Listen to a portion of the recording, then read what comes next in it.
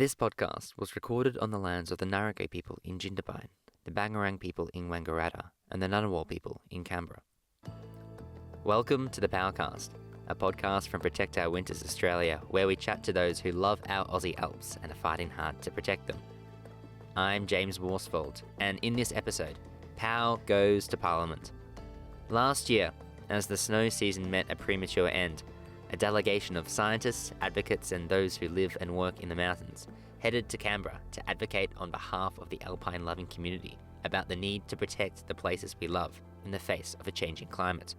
Advocacy is vital in making sure the issues we, the community, care about are on the agendas of politicians. Protect Our Winters exists as a way to make sure our mountains, with their fragile ecosystems, important economies and regional communities, aren't ignored by decision makers. Coming up, we'll chat to Helen Haines, independent member for Indi, a federal seat which contains almost all of Victoria's alpine resorts and ski towns.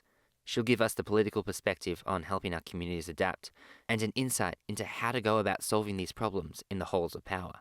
But first, POW Director Alistair McLeod meets up with our policy guru Sam Beaver on the shores of Lake Jindabyne and asks, how does a community organisation meet with politicians and how does advocacy work?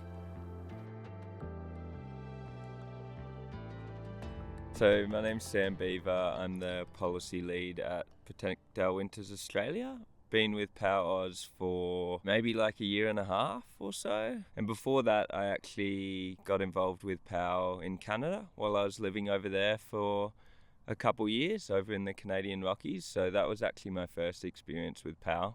Yeah, and outside of POW, I work as a researcher at ANU, at Australian National University, doing some climate and enviro work there. So this week, Sam, you took a delegation to Parliament on behalf of POW to go and represent our community with several MPs and other politicians.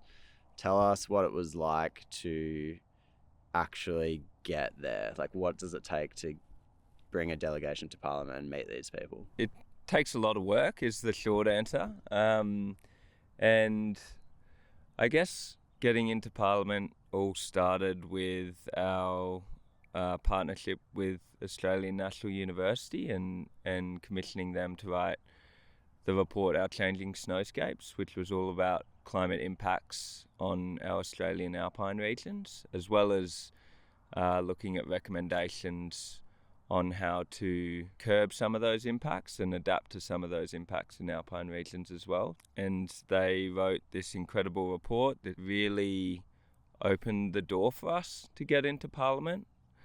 I'm hoping that a fair few of the listeners will have at least seen that report in the news just before opening weekend this season. That was pretty stark because of what we were seeing on the ground. So as a lot of people probably know, there was only one lift running for opening weekend this season, and it got us a lot of media attention, and I think ultimately that media attention really snowballed into getting us some political attention as well. The first meeting we got in Parliament and the meeting that kind of led into this broader meeting with a bunch of independents as well as some Labor staff members was meeting with Helen Haines, who's the independent member for Indi, which covers a pretty broad range of the alpine area in Victoria and covers all of the resorts in Victoria except for Mount Borbor. So she's incredibly passionate about our alpine areas and was really enthusiastic to meet us, and we had a fantastic meeting, and she really facilitated us getting into these more serious meetings in Parliament this week. So Sam, tell us about the meeting that we had in Parliament this week. Who went there? How did it go? So we had a couple meetings in Parliament this week, actually, and we were really lucky to have a pretty incredible delegation to join us in Parliament. We took in Ruby Olsen, who was the lead author of the Our Changing Snowscapes report. We also took in Matthew Brookhouse, who's a senior lecturer at the Fenner School of Environment and Society at ANU as well. And he's got some really interesting expertise in snow gum dieback, which is a really, really serious issue affecting our snow gums up in our alpine areas. Snow gums being the only tree that's grown above 1,600 metres up there. So So if anything happens to them, it'd be a drastically different landscape up there. As well as that, we took a couple of our alpine community members because we realised that in holding these political meetings, we really needed to take community members with us to ground truth those findings. And we took Alex Parsons with us, who is she's been backcountry guiding up around Thredbo and on the main range for about 7 years or so, I think.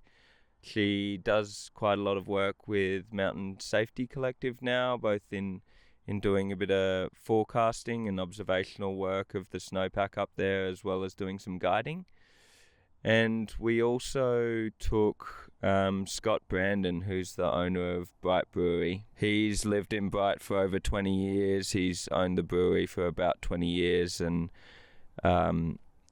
he's really seen a lot of the changes that have been going on in at least the Victorian Alpine and our Alpine communities in general, and has experienced a lot of them from his perspective as not only a resident but a business owner, which is a really valuable perspective to take into Parliament, because business is a really core part of how alpine areas function up here, especially small business, and they're really crucial parts of the community. And so it was great to get his view in the room. In terms of how the meeting went, so I'll probably break it into the two meetings that we had. So we had a meeting with two of Christy McBain's staffers or staff members, so her kind of policy advisors. And unfortunately, Christy wasn't available to meet with us on the day. We had already had a meeting with Helen Haines a few months earlier, and she was incredibly engaged during that meeting and asked lots of questions about the report, as well as who we are as a community organisation. This meeting was slightly different and a different context because the politician wasn't in the room. So essentially the staff members were just gathering information from us to pass on to Christy. So a few less questions, but basically what the meeting looked like was we go in there, we tell them a bit about the report, and Ruby did a fantastic job doing that. Alex, Matt, and Scott then came in and kind of talked about their personal experience of how climate change has impacted them, both just as people, but also in their professional spaces as well, whether that be as a guide or a business owner or as a scientist, as Matt is. I suppose in general, with some of the communication that we've had with the more major parties, it's a little bit difficult to know where you stand sometimes, and it's a little bit harder to know if your message is cutting through and if they are going to take action on behalf of what you've said. By being in those meetings, they tend to give a little less away, which as an advocacy organisation makes that job a little bit more difficult for us, because they give us a few less hints of whether they're going to use what we're putting down. But I think the really important point is that Christy is a cog in the machine of the Labor Party, which is an interesting perspective for her, and she obviously has to toe the party line in a sense. But within that machine, she is also in a really unique position to advocate for our community's interests, and we believe that our community's interests align with kind of further and faster action on climate change, and we think that she can have a big role in doing that within the Labor Party to push them into further action. So the second meeting that we had on Tuesday this week was with some of the independent members of federal parliament in Canberra. So we met with David Pocock, who's a senator from the ACT. We met with Monique Ryan, who's an independent member over in Victoria. Met with Zali Stegel, who is an independent member in Sydney, in the Manly area. And Helen Haines was there as well to facilitate the meeting, and she really did get us into that meeting. So she did a great job facilitating as well. And I suppose our experience from that meeting was that it was quite a bit longer than our meeting with Christy. And from our perspective, it was a fair bit more engaging. So we had a lot of engagement and a lot of questions from basically all the members of Parliament that were in that room. They are already doing an incredible amount of work in this space to push the government further and faster on climate action, both in terms of reducing our emissions and adapting to impacts. And so I suppose we went into that meeting and it essentially had the same structure as the first meeting, which was that we say our piece for about 10 or 15 minutes. Ruby gives them a rundown of the report, and then Matt, Scott, and Alex give them a rundown of their experience quickly, and then I talk about the policy that we're pushing for them to do. And yeah, I think the main thing that we wanted out of that meeting, because the independents aren't in government, but they can help shape government policies by pushing certain amendments through on bits of legislation and stuff like that, or just advocating through their comms and all that kind of stuff. We really wanted them to take away from the meeting that this case study of climate change impacts on the Australian Alps can be used by them to communicate the urgency of climate change to the major parties. And I think we got some really good traction, and they agreed that they're really wanting to work both with us and independently as well on understanding exactly how we can tell this story to present to the nation that there is an issue here happening in our alpine areas that we really need to fix.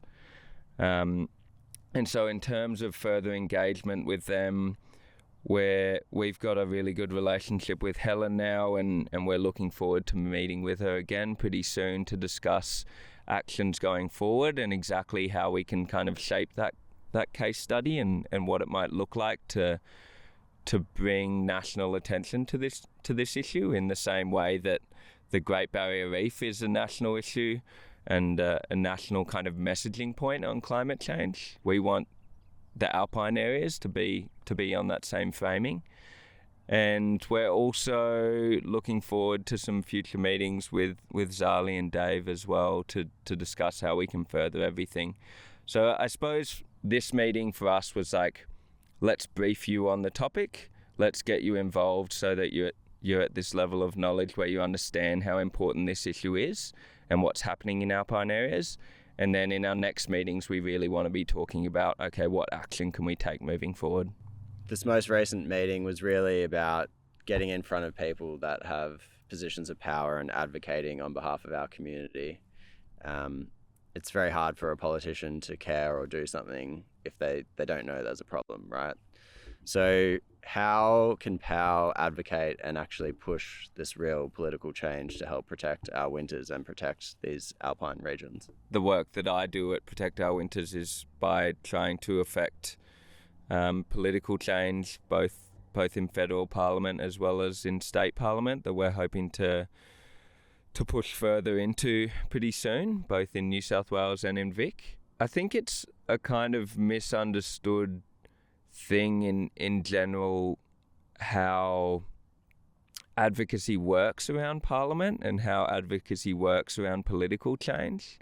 A lot of the time when people say the word advocacy, I think it gets connected a little bit to activism and lots of left-leaning issues. But I think it's super important to know that there is an incredible amount of advocacy happening on both sides of this issue. In the exact same week that we took this delegation to Parliament, which is that it was basically Minerals Week in Canberra, and that's a lobbying conference at Parliament House that goes for the entire week, that is put on and run by the minerals and resources industry, so essentially the mining industry in Australia, where they convince politicians to take their side on certain issues and kind of further their interests. So while there were in Parliament, both with us talking to politicians about climate impacts on really fragile areas and communities, there was also the minerals and mining industry advocating for kind of extending this problem and holding their interests up higher than the interests of the community and from our perspective. And I think it's really important for people to know that, because the other side of the lobbying coin, so to speak, has a lot more resources than we do in terms of money and how hard they can lobby. If they're putting forward their perspective, we want to be able to put forward the perspective of our community as well. We're not the only ones doing this. There's an incredible amount of environmental organisations and movements all across the country that do some really powerful lobbying in Canberra. And we're just one part of that puzzle about trying to get in the ear of politicians enough so they can actually understand how many people this issue affects and is going to affect, so that it will get them to actually change some policy to work harder and push further on meaningful action. As Sam said, a gateway to meeting with parliamentarians was the report, Our Changing Snowscapes, that POW produced with the Australian National University. If you haven't checked it out, head to protectourwinters.org.au. Now, a whole delegation of experts and mountain people had their voices heard in these meetings, one of which was backcountry guide Alex Parsons, who gave Al her perspective on advocating to Parliament.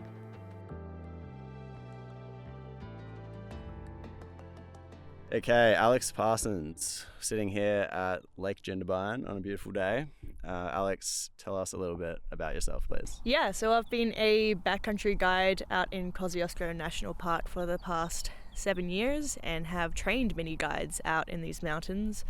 And I work with Mountain Safety Collective, so we put out daily backcountry conditions reports, and I also do events with MSC and Arc'teryx, and generally try and progress the mad skills of the backcountry community here in New South Wales. Yeah, I've seen a lot of changes in the Alpine, and I think the interesting thing for us guides is that we spend a large amount of our time up in the true Alpine above 1900 metres, and we're really at the forefront of climate change up there, so we see these changes more than ever. So for me, even back in 2020, we had at that time the earliest melt on record, and we were moving across grassy patches and watching the snow melt before our eyes. And unfortunately, that trend has largely continued. And so this year, I should be out touring right now and getting the most of those spring turns, but the snow's just not really there, and it's mid-September.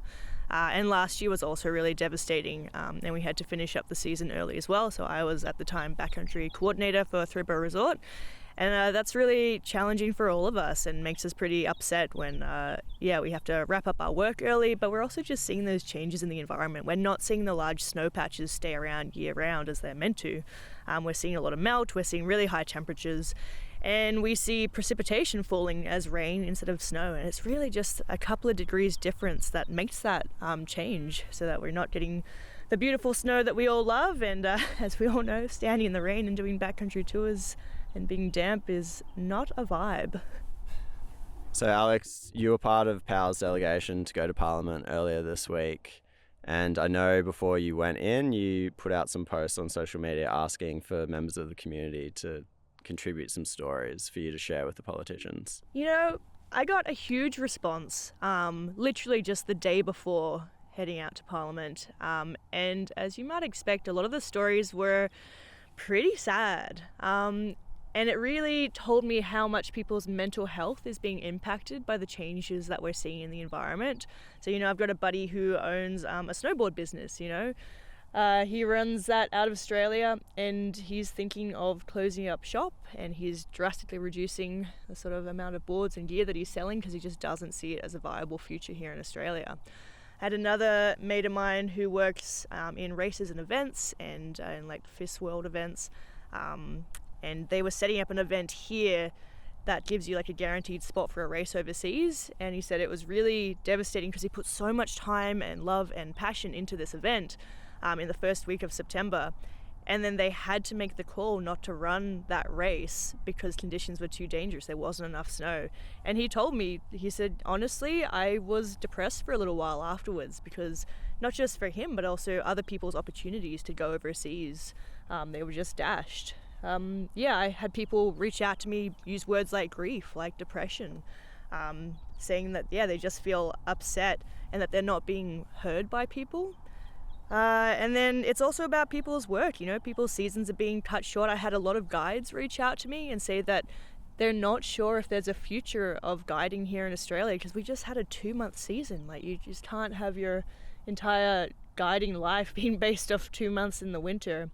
And then I also had people reach out and talk to me about how they just think about the future of their kids and how those kids might not have the same experiences that we've all had growing up and falling in love with the snow and going on backcountry tours or even just, tobogganing on the snow and throwing snowballs, and how they think about future generations or their current kids won't really get to do those things. And it's really quite heartbreaking. I found it really emotional reading all those things, and it was quite heavy, but what came out of that, it was nice that people were really authentic and honest with me about their feelings, and it meant that I could bring that to Parliament and hopefully try and express that it just affects all of us. It's not just about money, it's about our emotional connection to the backcountry, to the snow, to this lifestyle that we are all in love with. So how did the politicians respond to stories like these? I was pretty impressed that it seemed to resonate with them. And some of the best conversations I had were actually just walking in the hallways with these politicians and being like, oh, I'm a skier too, or like, I'm a backcountry user as well, and thanks so much for what you do with MSC, or like, it's really sad I'm not going to get out there this spring anymore. So there were those sort of anecdotal conversations that I was really impressed with.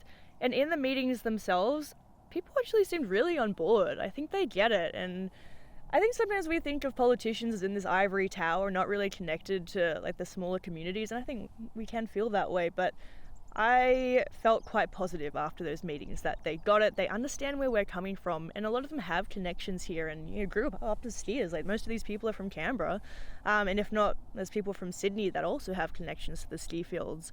So I was actually really happy, and I could see that they were emotionally affected, and that's kind of what we want. We want them to feel what we're feeling and to make us feel like we're not alone in this fight and that they care and that they can make changes to help us. We have a lot of emotions about this topic, which is so valid, and emotions can turn into action. I think that we are an extremely passionate community, and if anyone can really rally and come together and make change, it is people that are passionate, like our snow community here. So, that's why I got involved with POW, because I was like, I want to see something change at the government level, and I think POW has inroads into government. But, let's continue the conversations, let's band together, let's unite, whether it's with POW or other organisations, and, if anyone can make change, it's us.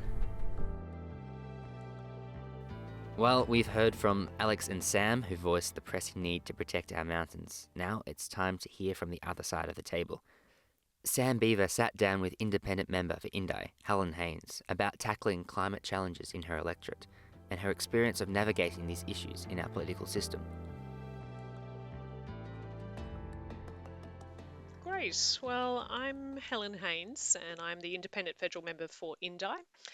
I've had the privilege of being a Member of Parliament for 5 years, and I've lived in Northeast Victoria for 35 years. Wangaratta is my home, and Wangaratta is a gateway city to the Alpine regions. And in the electorate of Indi, we have 5 of Victoria's 6 alpine resorts. So we have Mount Hotham, Falls Creek, Mount Buller, Mount Stirling and Lake Mountain. And from my home, it's an hour or so's drive up into the mountains. And I've just been so lucky to live in this region where I really enjoy going hiking, cross-country skiing, biking and getting into the rivers. So I love the alpine areas. I truly do. It's what attracted me to come and live here. And I'm I'm stoked to represent this region. Having lived in your electorate myself, it's a pretty beautiful part of the world. So, um, and being an alpine electorate and region, there's some pretty unique challenges that you face up there. Can you describe a little bit about how your electorate is impacted by climate change? Yeah, so I think what we know from this particular geography is that we are highly sensitive to changes in climate. If you think about the valleys that run between our mountain ranges, we're a very prominent wine growing district, and some of our winemakers have been highly alert to climate change for a long time, and in fact have changed the varieties of grapes that they're growing. Some of them have purchased vineyards down in Tasmania in response to the fact that our alpine climate is getting warmer. So the traditional varietals that they were growing are no longer suitable. So they've been really like a canary in the coal mine, to use that old expression, and have been warning about climate change for some time.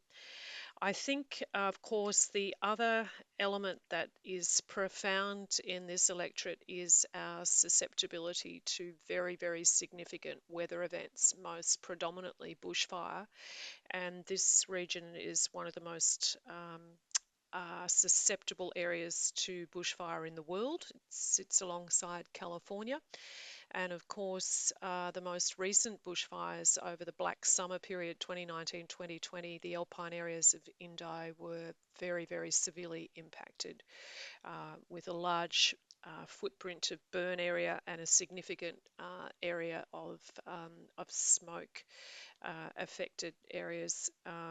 It's had a profound and enduring impact on our local economy and on the mental and physical health of the people who live here. In addition to that, these alpine areas are so significant for the catchment of the Murray-Darling Basin. 50% of the water that flows into the Murray-Darling Basin comes from the electorate of Indi, from the rainfall in the mountain areas, and that's something we're highly aware of and deeply protective of that watershed that we're custodians of. So I think this is an electorate that understands what climate change means to the environment that we love so dearly. When I talk to people across Indi and ask them what they love about living in northeast Victoria, almost without exception, people go straight to the natural environment. They talk about the pristine, beautiful alpine areas. They talk about their love of bushwalking. They talk about the alpine meadows. They talk about memories of going out Mount Buffalo as a kid, learning to ski up there. They lament the fact that that's almost impossible to do now, that snowfall at Mount Buffalo is virtually gone.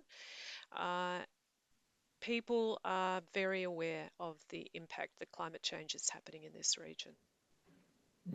Yeah, that's really interesting. I mean, there's certainly a lot to unpack in there. I remember talking to an alpine business owner um, over in Bright who was discussing fire risk and how it impacts tourism as well. And I think that's a really interesting point because, I mean, even in our name in Protect Our Winters, we're talking about how climate change affects our alpine areas, and in our name there's a focus on winter, but it really is a year-round thing in the way it impacts these really sensitive areas. And I think quite a lot of people think that a lot of that focus is on winter, and there is a big impact there, but there also is this real summer impact that can really be felt quite harshly. So I think, um, Sam, one way of even thinking about that is the impact of the bushfires and the loss of vegetation and the subsequent problems with erosion. Um, just recently meant that in October last year, when we had very, very heavy rains, we had one of the most significant landslips on a Victorian road that's ever been recorded, and it actually blocked the road to go up to Falls Creek. which meant that people couldn't travel there. And the pressure was on to get that road rebuilt, reinforced in time for the winter ski season. And the economic impact over the summer trade, the mountain bike tourism and summer tourism more broadly was devastated, and it was really touch and go in having that road reopened in time for the winter sports. So year-round impacts of climate change, you're so right. It's more than protecting our winters. It's really protecting the seasonality of the alpine area. Just touching on the winter season just gone that you had kind of alluded to in that response, it was a pretty difficult season for a lot of folks in the Alpine, with pretty limited snow and quite an early end, which cascades down into the towns that kind of depend on those resorts and the activity that happens around them. I'm just wondering what you think we have to do to kind of get moving on adapting to the climate impacts we're feeling now in our alpine areas, and how we can best involve the community in that. So yeah, we have just had a terrible winter season, and my understanding actually is that the Australian snowpack is at a 2,000-year low. Wow. That's incredible. So we are seeing ski seasons close early. But of course, in addition to the subsequent economic impact of that, because in the alpine areas, the ski seasons are critical for our tourism offer. There's so many small businesses that rely on that trade. It's a massive employer. It's part of our identity. It's part of how we see ourselves. So there's an economic impact. There's an existential character impact on who we are and how we experience winter here. And there's of course the extraordinary ecological impact on the animals that rely on those cold seasons to survive, the alpine animals, insects. We have to think about adaptation. We absolutely do. And there's been some really good adaptation already occurring, and we're seeing businesses, if we look at it from an economic perspective, businesses transform their offer. They're adapting so that they've got a summer offering in addition to a winter offering. Tourism Northeast Victoria, for example, more and more working with businesses to get a seasonality, a 4 seasons offering. And we know that that takes significant investment, both from individual businesses and also from government, to assist our communities to make that transition. So things like infrastructure investment into mountain bike riding paths is one. We need to make sure that that things like roads and telecommunications are fit for purpose in a different climate. We also know that part of that adaptation is a fundamental understanding of the root cause of climate change, and that means we need policies and investment in a way that reduces our carbon footprint globally and nationally and locally. So investment into renewable energy, for example, investment into smart energy appliances in our homes and businesses so that we can fully electrify and utilise solar, hydro, of course, in the alpine areas. We've traditionally been generating power through hydroelectricity on the Kiwa system, for example. There's a lot of work and a lot of thinking and a lot of adaptation already happening. But of course, we need to do more.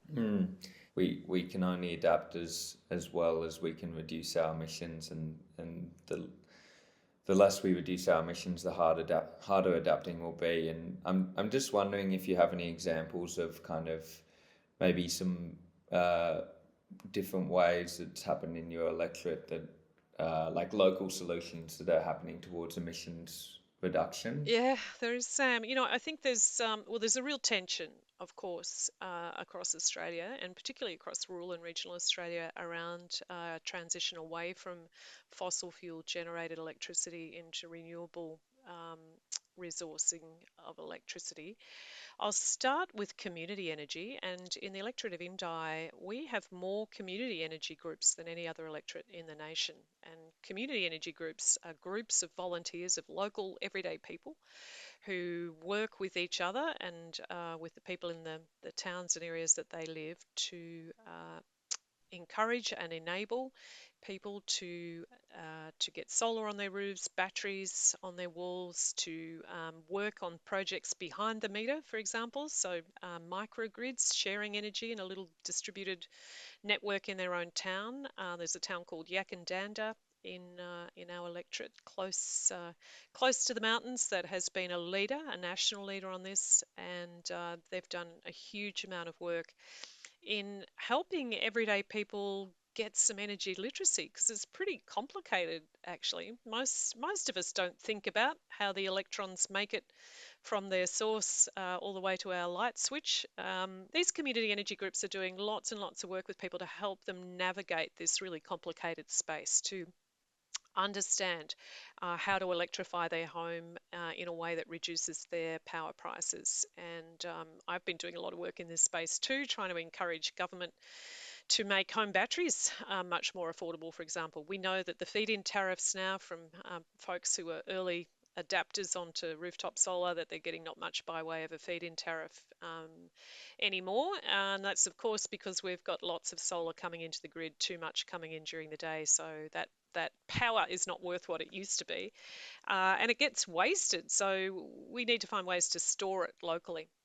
When I think about energy storage, that creates tensions too, and we're seeing grid scale solar battery storage and transmission being built now across rural and regional Australia. And one of the issues that people come to me about is they haven't felt like they've been consulted about that, and these projects are happening without the kind of forward engagement with communities that put people at the decision-making table. So I've been doing a lot of work on that too, and I partnered with Senator David Pocock. We went to the Energy Minister, Minister Bowen, and said, look, there's some pretty shabby community consultation going on with some of the big energy proponents. We want to see good evidence-based action on climate change, but we've got to do it right. And we have to bring people with us. And there are some cowboys out there. So we were then able to work with the government to get an investigation into this. Professor Andrew Dyer, who was the who was the Energy Infrastructure Commissioner at the time, worked with us, did an inquiry right around Australia. I brought him down to Indi, gave local people the opportunity to meet with him, put forward their concerns, their ideas, and a report was subsequently published last year with 9 recommendations around improving community engagement and consultation. And I think that's really important work. We need to do this right. We need to do it well. And when we know that people live in beautiful areas such as ours, because of the gorgeous amenity that brings, and that they have concerns around climate change, but they want to see the transition to renewables done in a way that's sensitive to the environment where it's being built. So I think there's a lot of work still to do in this space, a lot more planning and a lot more careful consideration of how we do this rollout. I mean, there's always a risk that if we do it wrong, it puts communities that are around these kinds of projects offside for a period of time, that especially in the climate change fight, that we don't necessarily have. So yeah, bang on in terms of that we need to do it right the first time around. I think potentially sometimes rural communities don't always feel like politics listens to them very deeply, and like that they don't necessarily have a voice in some of the decisions that govern their lives, including in the climate space, both in terms of reducing emissions through mitigation and sometimes in adaptation decisions as well. I'm just wondering how you think we can effectively give communities, especially rural communities, a greater voice in politics today that can help us create meaningful change and make them feel like they're more engaged in and heard in the process? Yeah, Sam, it's a really important question. And I think that piece of work, as I just touched on with the Dyer review, was one step towards that. I really believe there's an opportunity here for government to sit down and engage carefully with rural communities and with the bigger grid scale energy project developers and proponents to broker actually a proposition for rural and regional Australia that number one puts us right at the decision making table, but builds in community benefit. So we touched on earlier in this chat about adaptation in our alpine areas. Well, adaptation costs money. We need to make sure that in anything we do in generating a whole new energy system, that we build in long-term regional benefit, regional development. That's the kind of development we want to see. Um, for years, rural and regional Australia has struggled with inferior access to healthcare, with poor roads networks and pretty ordinary telecommunications, for example. I think there's an opportunity here to work with government and developers to say, okay, rural and regional Australia are at the forefront of the transition to renewable energy. How do we make sure that they come out the other side of this, we come out the other side of this far better than how we entered into it? So to that end, I have been pushing really hard as an independent member of Parliament to say put communities at the front of this conversation because they can tell you what it is that we need, and each community is different. So I want to see governments, energy project developers to think about, not talk about social license, but to talk about social legacy and to think about regional development in a way that makes sense to us who live here. I think communities are eager for this, and I think that it's no surprise that we know what's best in our own community. So we need to put communities right at the table. How do we do that? Well, I've been trying pretty hard in the federal parliament by endeavouring to amend major pieces of federal legislation that would give rise to uh, this being built in, that community consultation and legacy building is built in, that people who live out in the renewable energy zones are considered and have a voice at the table in where and how large scale renewables are built. So that's what I'm doing at my end. I meet regularly with everyday Australians, certainly with my own constituents. I'm out on the road every week talking to people. They raise this with me all the time. We've got some good examples across Australia where regional communities are on the front foot. I want to see that become the norm, not the exception. So I think there's a lot of work to be done in this space, but you're right, we have to act pretty quickly. Obviously in winters and in more and more in summers now, as you mentioned, industry is kind of transitioning a little bit more to year-round tourism in our alpine areas. Obviously our alpine resorts are a really important part of the economy of an alpine area and your electorate.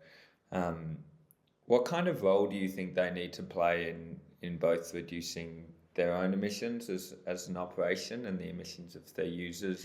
Look, I think we don't have to come up with all the answers ourselves, right? Like, I mean, there are good examples from all over the world around how communities have got on the front foot. Um, if we think about alpine resorts, for example, I know that places like Whistler in Canada produces enough renewable energy for all its needs. Um, I've had the good fortune to ski there a long, long time ago, uh, probably 40 years ago, when no one was even thinking about this. But they're adapting in places like Whistler. Salin in Sweden, where uh, has cut its emissions by 90% and really looking hard about how they transition, utilising energy that they're producing themselves. And I think this is where my head's been at for a long time, is that we need to give control back to the people. And yes, of course, we have to have a broad distributed energy network to run cities and manufacturing and so on. But when you think about rural and regional communities and you think about alpine communities, there is enormous propensity for us to be in control of our own energy security. And again, I want to see greater capacity and engagement and investment from government to enable us to get on and do that work. Um, I think there's other things that are an opportunity for that intersect between government and community. There's been some good work done by the federal government in energy efficiency grants for businesses.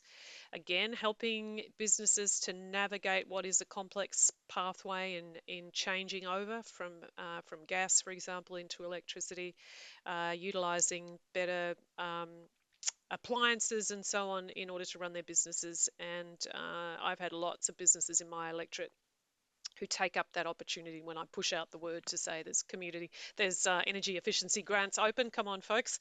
Let me help you. Let's get those submissions in. So I think there's things that we absolutely can do, um, and I think that yeah, again, a lot of this is around working with people, understanding where the barriers are, and really exposing where the opportunities are.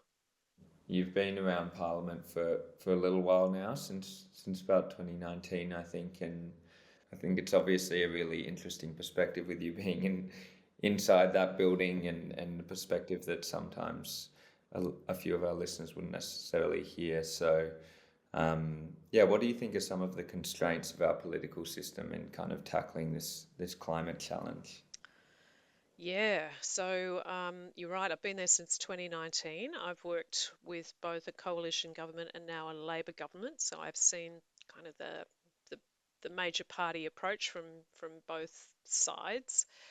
I think the greatest challenge and the greatest frustration to me is in order, I mean, in any time in our democratic system, when we've got major existential problems to solve, we need to solve them by coming together, by collaboration, and that doesn't mean that we don't have a tension and a tussle over ways to solve a problem.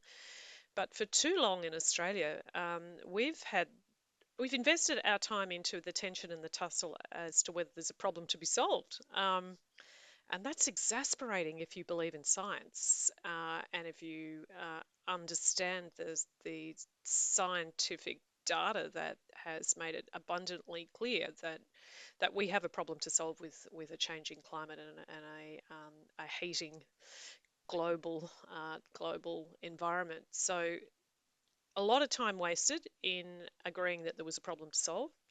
Now that I think we have agreement that there's a problem to solve, although I'm beginning to feel a little bit nervous because the results of the US election may be pushing us back into the tension on the problem identification. I've just heard some commentaries from some parts of the political spectrum that there is no problem to solve. So those of us who believe that there is, and that's mostly everyone, then it comes down to how do we solve that issue, and that's where there is a lot of tension, a lot of debate, and different ideas are put forward. Um, I think it is really frustrating as someone who is an independent member of parliament and who really listens and goes out into the community and comes forward with solutions rather than just talking about the problem. It is frustrating when you don't see that level of engagement across the board because this is an urgent issue. Climate change is an urgent issue, and I think we need to get on and get to an agreement about our pathway to lowering emissions and ultimately uh, playing our part globally in keeping warming to less than 1.5 degrees. I mean that's already probably too late. I remain optimistic though, Sam. I mean, I think we have to remain optimistic that we can achieve this. But I think that one of the things that's given me hope and optimism and energy is to see the growth in independence in the federal parliament. And I think one of the reasons why we have got the greatest number of independents since federation is because of the community's frustration, the broader community's frustration about this perpetual argument without a combined collaborative effort to solve the problem. Obviously, there's been a huge rise in independence in the last couple of elections. Indi was a bit of an early mover in that space with Cathy McGowan, I believe, and then yourself, and now there's a significant amount more in the federal parliament. How do you think the rise of this kind of independence movement and independent members moving into different stages of government can help in reducing some of the constraints on our political system in terms of tackling climate change? Yeah, lots of ways, and I think we've got tons of evidence just from the last 2.5 years of this parliament, of the 47th parliament. You can go and look at the amount of work that the independents have done in working with government around amending legislation to make it stronger. In my own case, I have been very active in ensuring that any legislation that the government is putting forward has regard to rural and regional communities. That this issue that I spoke at length about just now on engagement, on an understanding that rural and regional Australia is the place where large-scale renewable projects will be built and are being built, and that we need to give regard to rural communities has been a key part of my work.